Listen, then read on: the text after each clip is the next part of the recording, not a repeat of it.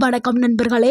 இன்னைக்கு நம்ம பார்க்க போகிறது, நம்ம வீடியோவில் 60 வயசுக்கு மேலே இருக்கவங்களுக்கு நடைப்பயிற்சி வேண்டாம், அதுக்கு பதிலாக செய்யக்கூடிய 4 சிம்பிளான வீட்டிலே இருந்து செய்யக்கூடிய எக்ஸசைஸ் தான் இந்த வீடியோவில் பார்க்க போகிறோம். நிறைய பேருக்கு டாக்டர்ஸ் என்ன அட்வைஸ் பண்ணுவாங்கன்னா, கொஞ்சமாவது நடைப்பயிற்சி செய்யுங்க, அப்போ தான் உங்களோட இயக்கம் உடல் இயங்க ஆரம்பிக்கும், ஸோ உங்களோட கை கால் வலி எல்லாம் போகும் அப்படின்னு நிறைய டாக்டர்ஸ் அட்வைஸ் பண்ணியிருப்பாங்க. ஆனால் நிறைய பேர் நடந்து நடந்து நடந்து அவங்களுக்கு முட்டு வலி வர ஆரம்பிக்கும், மூட்டுகளில் ஒரு தேய்மானம் ஏற்பட்டு முட்டு வலியே வர ஆரம்பிக்கும். ஸோ அப்படி இருக்கிறவங்களுக்கு தான் இந்த வீடியோ. நீங்கள் கண்டிப்பாக இந்த வீடியோவை ஃபுல்லாக பாருங்கள். ஏன்னா இது நடைப்பயிற்சி செய்ய தேவையில்லை, வீட்டிலே உட்கார்ந்தபடியே செய்யக்கூடிய எக்ஸசைஸ் தான். நீங்கள் இந்த எக்ஸசைஸ் பண்ணாலே உங்களுடைய உடல் ஆரோக்கியமாக இருக்கும், உங்களுடைய எலும்புகள் நல்ல பலவீனமாக இருக்கும், உங்கள் மூட்டுகளும் நல்ல பலவீனமாக இருக்கும், உங்களுடைய நரம்புகளும் நல்ல பலவீனமாக இருக்க செய்யும். ஸோ அப்படிப்பட்ட 4 எக்ஸசைஸ் தான் இந்த வீடியோவில் பார்க்க போகிறோம். ஸோ இந்த வீடியோவை ஸ்கிப் பண்ணாமல் ஃபுல்லாக பாருங்கள், கண்டிப்பாக உங்களுக்கு பயனுள்ளதாக இருக்கும், உங்களுடைய ஆரோக்கியமும் கூட செய்யும். 60 வயதை கடந்த உடனேயே எல்லாருக்கும் நடக்கக்கூடிய ஒரு விஷயம் என்னென்னா, நடக்கும் பொழுதே கீழே விழுந்துருவோமோ அப்படின்னு ஒரு எண்ணம் இருக்கும், தடுமாற்றம் ஏற்படும். ஸோ நல்லா நடக்கும் பொழுது நல்லா நடக்கிறதுக்கு ஒரு பேலன்ஸ் வேணும். ஸோ அந்த பேலன்ஸை எப்படி நம்ம உடலுக்கு கொடுக்கணும் அப்படிங்கிறத தான் இப்போ நம்ம பார்க்க போகிறோம்.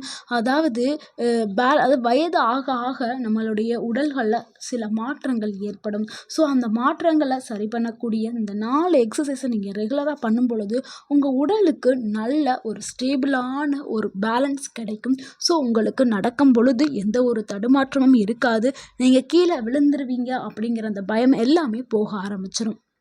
ஃபஸ்ட்டு நம்ம 60 வயதுக்கு பிறகு உடலில் சில முக்கிய மாற்றங்கள் நடக்கும்னு சொன்னோம்ல, அது என்னென்ன மாற்றங்கள்ங்கிறத பார்த்துடலாம். அதாவது கால் வலி ஏற்படும், முட்டுகளில் வலி அதிகமாகும், கால் தசைகளுடைய பலவீனம் குறையும், நரம்புகளில் இரத்த ஓட்டம் குறைவாக ஆரம்பிக்கும். அதே மாதிரி மூளைகளுக்கு பேலன்ஸ், அதாவது அந்த சிக்னல் கொடுக்குற அந்த வேலையும் குறைய ஆரம்பிச்சிடும். அப்புறம் விட்டமின் டி குறைய ஆரம்பிச்சிடும், கால்சியமும் குறைய ஆரம்பிச்சிடும். இது எல்லாத்துக்குமே இந்த சிம்பிளான 4 எக்ஸசைஸ் தான் உண்மையிலே உங்களுக்கு மிகப்பெரிய மாற்றத்தை தரப்போகுது. அது என்ன எக்ஸசைஸ்ன்னு இப்போ பார்க்கலாம், வாங்க வீடியோக்குள்ளே போகலாம். நம்ம பார்க்க போகிற ஃபஸ்ட்டு எக்ஸசைஸ் என்னென்னா, ஹீல் டு டோய் வாக்கு. அதாவது சரியான பேலன்ஸ்க்கு இந்த எக்ஸசைஸ் ரொம்ப முக்கியமானது. இது எப்படி செய்யணும்னா, முதல்ல நீங்கள் ஃபஸ்ட்டு நேராக நிமிர்ந்து நில்லுங்க. இந்த படத்தில் தெரியுதுல, அந்த மாதிரி ஸ்ட்ரைட்டாக நில்லுங்க. அதுக்கப்புறம் உங்களுக்கு ஒரு கோடு வேணால் போட்டுக்கிறங்க. அந்த கோட்டில் ஃபஸ்ட்டு நின்றுக்கிறங்க. நின்றதுக்கு அப்புறம் ஒரு காலை முன்னாடியும் இன்னொரு காலை பின்னாடியும், அதாவது ஒரு காலோடைய குதிகாலுக்கு பின்னாடி ஒரு காலை வைங்க. அதாவது முன்னாடியும் பின்னாடியும் இந்த இமேஜில் தெரியுதுல, அந்த மாதிரி வச்சு மெதுவாக, அதாவது ஒரு கால் முன்னாடி வச்சு அடுத்த காலின் குதிகால முன்னால் இருக்கிற மாதிரி, அதாவது காலை தொடுற மாதிரி வைக்கணும். மெதுவாக 10லிருந்து 15 படிகள் ஸ்டெப்பு நடங்க. 10லிருந்து 15 ஸ்டெப்பு அப்படி நடந்துகிட்டே இருங்க. தினமும் இதை 2 இல்லைன்னா 3 ரவுண்டு இதை செய்யுங்க. உங்களுக்கு ஈஸியாக இருக்கணும்னா ஒரு கோடு நேராக ஸ்ட்ரைட்டாக போட்டு அந்த கோட்டு மேலேயே ஒவ்வொரு ஸ்டெப்பாக எடுத்து வச்சு நடக்க ஆரம்பிங்க. இந்த மாதிரி நீங்கள் செஞ்சீங்கன்னா என்ன பலன் கிடைக்குங்கிறத இப்போ பார்க்கலாம்.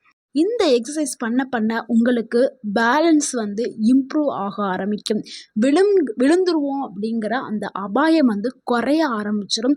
கால்களுக்கு தசைகள் நல்லா பலப்படுத்தப்படும். ஸோ இனிமேல் நீங்கள் பயப்படவே வேண்டாம். நீங்கள் தாராளமாக எப்படி வேணாலும் நீங்கள் நடக்கலாம், ஸ்பீடாக ஓடலாம், ஸ்பீடாக ஆடலாம், எந்த வேலை வேணாலும் நீங்கள் ஈஸியாக செய்யலாம். ஏன்னா உங்களுடைய பேலன்ஸ் இம்ப்ரூவாக ஆகிரும். இந்த எக்ஸசைஸ் பண்ண உங்களுக்கு உடலில் எதிர்பாராத ஒரு பெரிய மாற்றமே உங்களுக்கு நடக்க ஆரம்பிக்கும். அடுத்து 2வது எக்ஸசைஸ் என்னென்னா, சேர் சிட் அண்ட் ஸ்டாண்ட் எக்ஸசைஸ் தான். இது உங்களுடைய கால் தசையை பலத்தை அதிகரிக்கக்கூடிய ஒரு நம்பர் 1 எக்ஸசைஸ் அப்படின்னு நம்ம சொல்லலாம். ஏன்னா இது அந்த அளவுக்கு கால் தசைகளுக்கு நல்ல பலத்தை கொடுக்கக்கூடியது.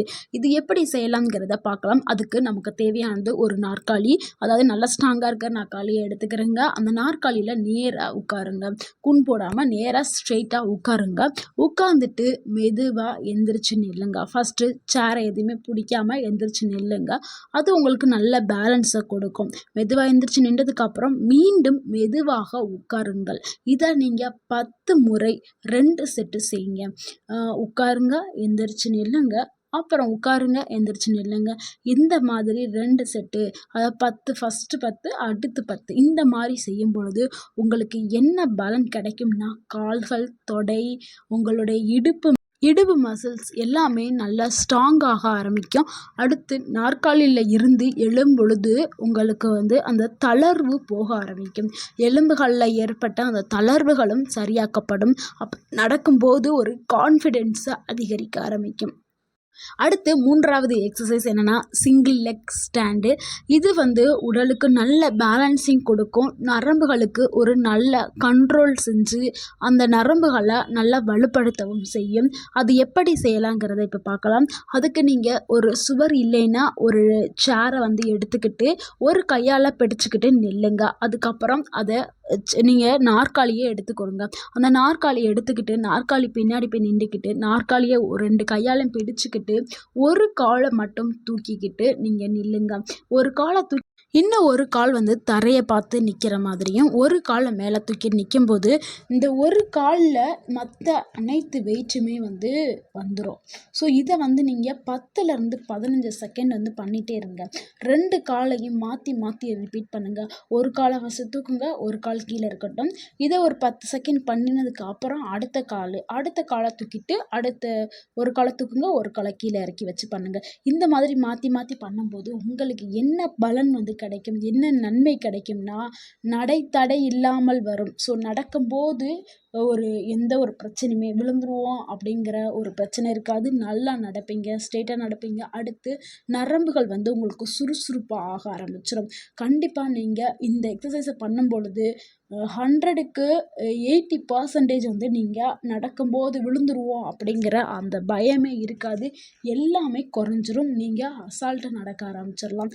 அந்த அளவுக்கு இது சிறப்பான பயன்களை கொடுக்கக்கூடியது இந்த எக்ஸசைஸ். அடுத்து 4வது எக்ஸசைஸ் என்னென்னா ஆங்கிள் ரொட்டேஷன் எக்ஸசைஸ். இது காலோடைய மூட்டுகளுக்கு நல்ல ஃப்ளெக்சிபிலிட்டியான ஒரு பெஸ்ட்டு எக்ஸசைஸ்ன்னு சொல்லலாம். அந்த கால் மூட்டுகளில் நல்ல ஒரு ஃப்ளெக்சிபிளை கொடுக்கக்கூடிய எக்ஸசைஸ் தான் இது. இது எப்படி செய்யலாம்ங்கிறத பார்க்கலாம். ஃபஸ்ட்டு நீங்கள் ஒரு நாட்காலியில் உட்காந்துக்கிறங்க. இந்த படத்தில் தெரியுதுல்ல, அந்த மாதிரி உட்காந்துட்டு உங்கள் கால்களை ஒரு காலை தூக்கி எளிதாக ஓ மாதிரி வட்டம் போடுங்க. கால் பாதத்தை இந்த படத்தில் தெரிகிற மாதிரி, இல்லை சேரில் உட்காந்து பண்ணுறா இருந்தாலும் பண்ணலாம், இல்லை தரையில் இந்த மாதிரி கீழே உட்காந்தும் பண்ணலாம். காலை அப்படி ஓ மாதிரி வட்டம் போடணும். Clock wise anti clock wise, அதாவது கிளாக் வைஸ் ஒரு 10 முறை செய்யுங்க, அப்புறம் ஆன்டி கிளாக் வைஸ் ஒரு 10 முறை செய்யுங்க. 2 காலையும் மாற்றி மாற்றி ரிப்பீட் பண்ணுங்க. ஒரு கால் ஃபஸ்ட்டு செய்யுங்க, அதுக்கப்புறம் இன்னொரு கால் மாற்றி மாற்றி இதை ரிப்பீட் பண்ணி செய்யும் பொழுது உங்களுக்கு என்ன மாதிரியான பலன்கள், நன்மைகள் கிடைக்கும்னா, கால் மூட்டுகளுக்குள்ள அந்த ஃப்ளெக்சிபிலிட்டி அதிகரிக்க செய்யும். நடக்கும்போது வரக்கூடிய அந்த வலி எல்லாமே குறைஞ்சிரும். எடையை எடுத்து செல்லும் பொழுது பேலன்ஸ் இம்ப்ரூவ் ஆகும். நம்ம எவ்வளோ வெயிட் வேணாலும் தூக்கிக்கிட்டு போகலாம். அந்த அளவுக்கு நம்மளுடைய கால் நல்லா ஸ்ட்ரென்த் ஆகக்கூடிய எக்ஸசைஸ் தான் இந்த எக்ஸசைஸு. நான் இப்போ பார்த்த இந்த 4 எக்ஸசைஸையும் நீங்கள் கண்டிப்பாக செஞ்சு பாருங்கள். இந்த எக்ஸசைஸ் கூடவே சில ஹெல்த் டிப்ஸையும் ஃபாலோ பண்ணுங்கள். அது என்னென்னா, முடிஞ்ச அளவுக்கு 20 நிமிஷம் வாக்கிங் பண்ண முடிஞ்சால் பண்ணுங்கள். அப்படி இல்லைன்னா நீங்கள் வெளியில் வெயிலை பார்த்து, அதாவது விட்டமின் டி உங்களுக்கு கிடைக்கணும்ல, அதுக்காக வெளியில் வெளிச்சத்தில் 10 நிமிஷம் நில்லுங்க. நடக்க முடிஞ்சால் வெயிலில் நடங்க, இல்லைன்னா 10 நிமிஷம் நில்லுங்க, இல்லைன்னா உட்காந்து மூச்சு பயிற்சி பண்ணுங்கள். ஏன்னா சூரிய ஒளியில் தான் விட்டமின் டி இருக்குது. ஸோ நம்மளுக்கு சூரிய ஒளி மேலே படணும். அப்போ தான் நம்மளுக்கு விட்டமின் டி கிடைக்கும். அடுத்து கால்சியம் ரிச்சான உணவுகளை நீங்கள் கண்டிப்பாக எடுத்துக்கிறணும். அதாவது பால், தயிர், ராகி இந்த மாதிரியான உணவுகளில் அதிக அளவில் கால்சியம் இருக்குது. ஸோ முடிஞ்ச அளவு டெய்லி நீங்கள் கால்சியம் உள்ள உணவுகளை எடுத்துக்கிறங்க. அடுத்து சரியான காலணிகளை பயன்படுத்துங்க. அப்போ தான் கால் வலி, மூட்டு வலி வராது. ஸோ முடிஞ்ச அளவு கால் வலி வராமல் இருக்கக்கூடிய நல்ல காலணிகளை அணிங்க. வீட்டில் தடுமாறாமல் இருக்கிறதுக்கு நீங்கள் இந்த 4 சிம்பிளான எக்ஸசைஸை தினமும் 10லேருந்து 15 நிமிஷம் செய்யுங்க. உங்களுடைய உடல் ஆரோக்கியம் கூட செய்யும். இந்த வீடியோ உங்களுக்கு பிடிச்சிருந்துச்சுன்னா லைக் பண்ணுங்கள். இந்த வீடியோவை உங்களுடைய ஃப்ரெண்ட்ஸ் அண்ட் ஃபேமிலிக்கு ஷேர் பண்ணுங்கள். எங்கள் சேனலை மறக்காமல் சப்ஸ்கிரைப் பண்ணுங்கள், கமெண்ட் பண்ணுங்கள், எங்களுக்கு சப்போர்ட் பண்ணுங்கள். தேங்க்யூ ஃபார் வாட்சிங்.